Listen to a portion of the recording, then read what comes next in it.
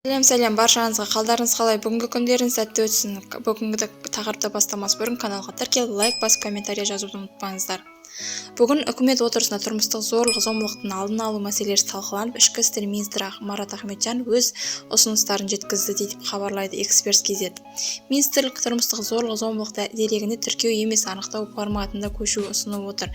Яғни полиция таяқ жеген әйелдің немесе көршісі ақпарат түссе, оның өтінішін жасағанын күтпей-ақ сол жерге барып, полиция қызметкерлерінің жағдайын анықтап, мысалы адам мас болса, қамауға алып кетуге құқылы болсын дейді.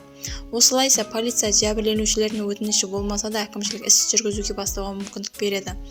Марат Ахметжановтың айтуынша, биыл полиция тұрмыстық зорлық-зомбылыққа қатысты 100 мыңнан астам хабар келіп түскен. Алайда олардың тек 35 мыңы әкімшілік хаттама толтырған. Жәбір көрген адамдардың 62% шағым жасаудан бас тартқан.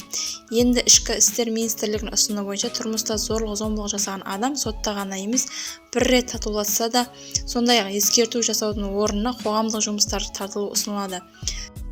Баласын, әйелін соққан адамдарды түрмеге бірден қамау қажет емес, оларды тәубесіне келтіретін жолда қарастыруымыз керек деп жатырмыз, деді Марат Ахметжанов. Соңына дейін тыңдағандарыңызға көп рахмет. Лайк басып, комментария жазып, каналын тіркелуді ұмытпаңыздар.